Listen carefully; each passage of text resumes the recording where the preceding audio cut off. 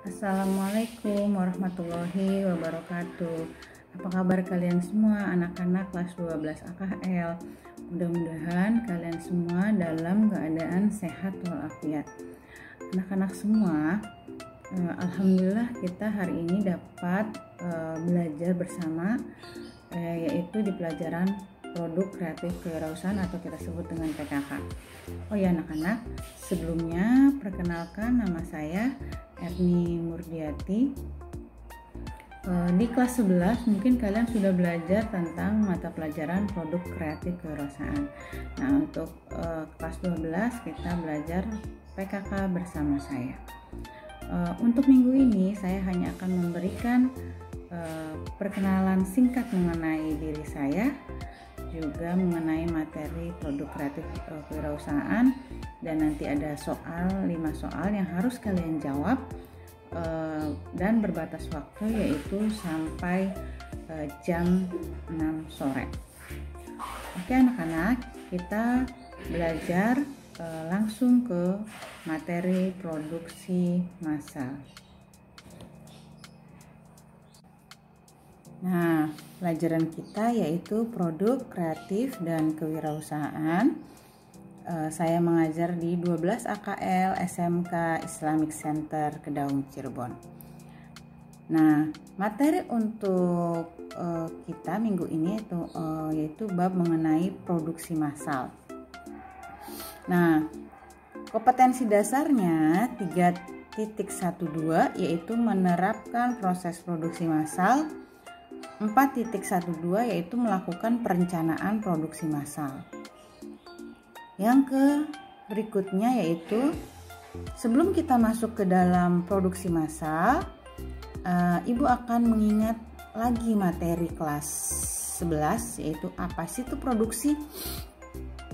Produksi adalah suatu kegiatan yang dikerjakan untuk menambah nilai guna suatu benda atau menciptakan benda baru sehingga lebih bermanfaat dalam memenuhi kebutuhan kita manusia.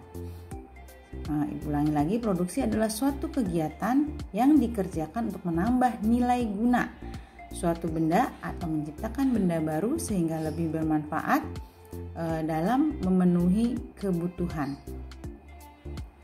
Oke, selanjutnya produksi dibagi menjadi 2 anak-anak, yaitu ada produksi barang, yaitu kegiatan menambah daya guna benda dengan mengubah sifat dan bentuknya, yaitu ada produksi jasa, kegiatan menambah daya guna benda tanpa mengubah bentuknya.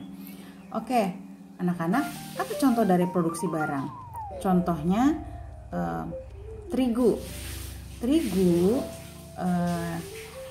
kalau dia cuma dibuat untuk produk terigu, manfaatnya sedikit. Tetapi kalau kita ubah terigu itu tersebut menjadi roti, dia akan menambah nilai guna dari si terigu tersebut. Ya, kita ubah bentuknya, kita ubah manfaatnya. Itulah yang dimaksud dengan produksi barang. Nah, kalau produksi jasa yaitu contohnya saat kalian pergi ke bengkel motor untuk servis sepeda motor, atau kalian pergi untuk potong rambut ke jasa kecantikan atau salon. Oke, selanjutnya anak-anak, kita masuk ke bagian A yaitu produksi massal atau mass customization. Apa itu?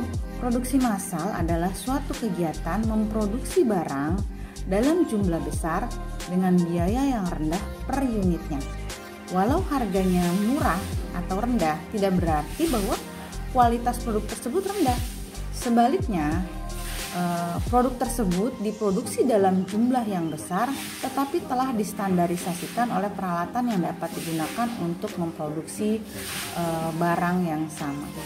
Lanjut, produksi massal menurut Armstrong and Kotler 2009 bahwa produksi massal itu adalah kemampuan untuk menyediakan produk dalam skala besar atau massal yang didesain secara individual dan dikomunikasikan untuk dipertemukan dengan kebutuhan setiap pelanggan.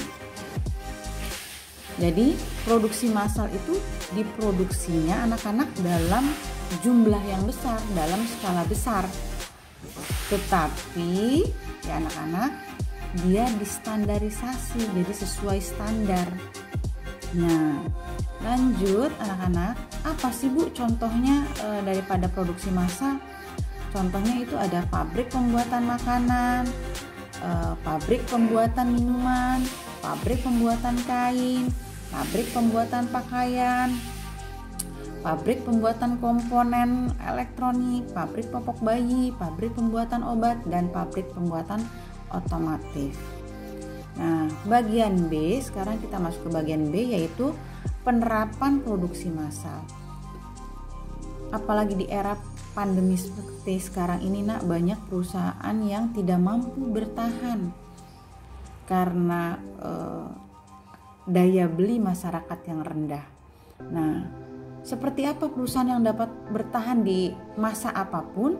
Yaitu perusahaan yang mempunyai produk berkualitas dengan harga yang bersaing dengan produk yang sama. Bagaimana cara membuat harga yang baik? Biasanya adalah dengan menekan biaya produksi. Bagaimana cara menekan biaya produksi? 1. Mengurangi biaya bahan baku. Apa itu, masih ingat anak-anak apa itu bahan baku? Ya, bahwa bahan baku adalah bahan pokok dalam pembuatan sebuah produk. Nah, pada produksi massal ya, dan pada pabrik-pabrik yang besar, perusahaan membeli bahan baku itu dalam jumlah yang besar. Nah, apabila kita membeli dalam jumlah yang besar, biasanya kita mendapat potongan harga daripada si penjual bahan baku tersebut. Yang kedua yaitu bagaimana cara menekan biaya produksi? Dengan membeli mesin-mesin yang canggih dengan tingkat efisiensi yang tinggi. Efisiensi itu berarti berhubungan dengan waktu, ya, waktu pengerjaan. Satu unit barang dikerjakan berapa menit, berapa detik, seperti itu. Yang bagian ketiga yaitu menambah kapasitas produksi, berarti menambah jumlah daripada mesin-mesin. Oke. Jika kita dapat menekan biaya-biaya, maksudnya perusahaan dapat menekan biaya-biaya, maka produk tersebut menjadi apa? Menjadi murah. Dan akhirnya masyarakat dapat membeli produk tersebut. Nah, hal seperti itulah yang dimaksud dengan economic skala atau skala ekonomis. Jadi, semakin baik perusahaan menciptakan produk dengan skala ekonomis, maka perusahaan tersebut dapat dikatakan semakin kuat dan mampu bersaing di pasaran. Agar perusahaan dapat berjalan dengan baik, perusahaan juga harus mampu mengoptimalkan potensi yang ada dalam perusahaan dengan menjalankan fungsi-fungsi perusahaan. Terutama apa? Adanya fungsi, salah satunya itu fungsi produksi dan fungsi operasional. Nah, dua fungsi tersebut adalah salah satu atau dua hal yang sangat berpengaruh dalam proses pembentukan produk. Nah, dalam melakukan kegiatan produksi dan operasional yang efektif, ada cara-caranya. Bagaimana? Itu 1. Mengurangi biaya produksi. 2. Meningkatkan mutu atau kualitas produk. 3. Merespon permintaan. 4. Memungkinkan inovasi produk. Yang kelima yaitu mempercepat produksi massal. Anak-anak semua, dengan konsep produksi massal atau istilahnya adalah mass customization, keinginan konsumen yang beraneka ragam itu dapat diakomodasi dalam proses pembuatan produk. Ya, contohnya mungkin saya ambil contoh, yaitu contoh daripada diapers atau popok bayi. Mungkin sebelum adanya diapers yang bentuk celana, sebelumnya adalah diapers dalam bentuk perekat. Nah, perekat itu lebih riuh atau lebih ribet. Akhirnya konsumen menginginkan yang cepat, nyaman.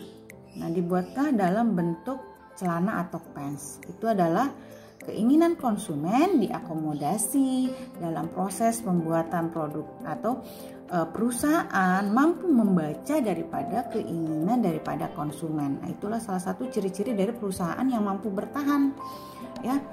Terus perusahaan yang menerapkan mass customization juga cenderung tidak memiliki persediaan barang jadi. Sudah saya bilang bahwa produksi adalah mengubah dari bahan baku menjadi barang setengah jadi dan menjadi barang jadi. Nah, perusahaan dengan proses produksi massal, ya, dia tidak memiliki persediaan jadi. Itu ada alasannya. Kenapa?